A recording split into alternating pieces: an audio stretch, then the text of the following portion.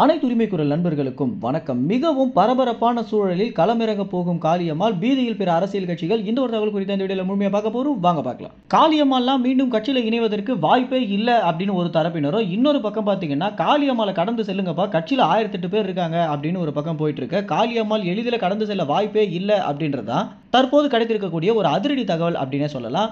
காளியம்மாள் பார்த்தீங்கன்னா கட்சியிலிருந்து விலகிய பிறகு மீண்டும் கட்சியில இணைவாங்களா மாட்டாங்களா அப்படின்ற பல்வேறு கேள்விகளுக்கு அரசல் பரசலாக நிறைய பதில்களை சொல்லிட்டு இருந்த காளியம்மாள் தற்போது ரொம்ப வெளிப்படையாகவே இணையெழுச்சி பொதுக்கூட்டத்திலே நான் பேசுறது கூட வாய்ப்பு இருக்கு, உங்களுக்கு என்ன பிரச்சனை அப்படின்னும், கட்சியிலிருந்து விலகிட்டேனே தவிர கட்சியினுடைய குடும்பம் கிடையாது, கட்சியினுடைய எதிரி அப்படின்னு ஒரு இடத்துலயுமே சொன்னது கிடையாது அப்படின்னு காளியம்மாள் பார்த்தீங்கன்னா நாம் தமிழர் கட்சியுடைய ஹேட்டர்ஸ் ஒவ்வொருத்தருக்குமே தக்க பதிலடி கொடுத்திருக்காங்க அப்படின்னு தான் சொல்லணும்.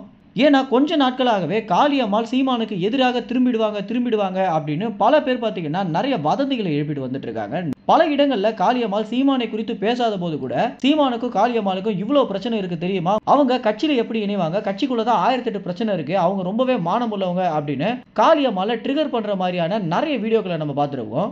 யூடியூப் ரூட்டர்ஸ், கரிகாலன் இது போன்ற நபர்கள்லாம் பார்த்தீங்கன்னா சீமான் அவ்வளவு அசிங்கப்படுத்திய பிறகு காளியம்மாள் எப்படி கட்சியில இணைவாங்க அப்படின்னு காளியம்மாளே விருப்பப்பட்டு இணைந்திடவே கூடாது அப்படின்றதுல ரொம்ப தெளிவாக பார்த்தீங்கன்னா நிறைய மேனிபுலேட் பண்ற மாதிரியான விஷயங்களை இந்த திமுகவுடைய கைகுலிகள் பண்ணிட்டு வந்துட்டு இருக்காங்க.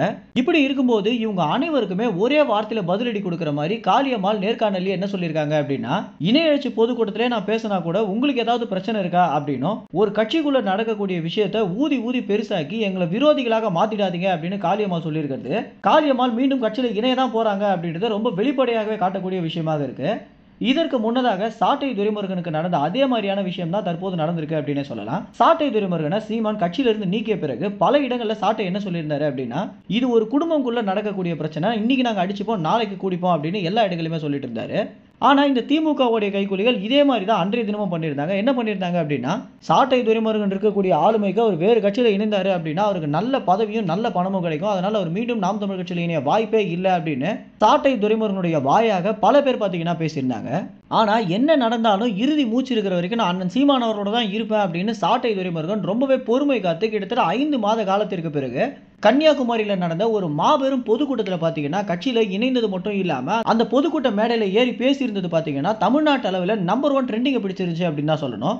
ஏன்னா சாட்டை துரைமுருகன் பேசிய பல விஷயங்கள் கட்சியிலிருந்து விலகி போயிட்டாங்க அப்படின்னா உடனடியாக பேரம் பேசுறாங்க அப்படின்னும், இன்னொரு பக்கம் அவங்களை மீண்டும் கட்சியில இணை விடாம பண்றதுக்குனே ஒரு கூட்டம் இருக்கு அப்படின்னு எல்லா விஷயத்தையுமே சாட்டை துரைமுருகன் போட்டு உடைச்சு பேசியிருந்தாரு.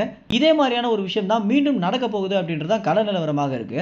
மேலும் இந்த தகவல் குறித்து என்ன நினைக்கிறீங்க அப்படின்னா, நாளை தினம் நடக்க போற நாம் தமிழர் கட்சியுடைய இணையெழுச்சி பொதுக்கூட்டத்தில் காளியம்மாள் மேடை ஏறி பேசிட்டாங்க அப்படின்னா தமிழ்நாட்டில் அரசியல் சூழல் எந்த மாதிரி மாறும் அப்படின்னும், நாம் தமிழ் கட்சிக்கு அது எந்த அளவுக்கு ஒரு சாதகமான விஷயமாக இருக்கும் நீங்க நினைக்கிறீங்களா, உங்க கமெண்ட்ஸ்ல தெரிவிங்க. நன்றி, வணக்கம்.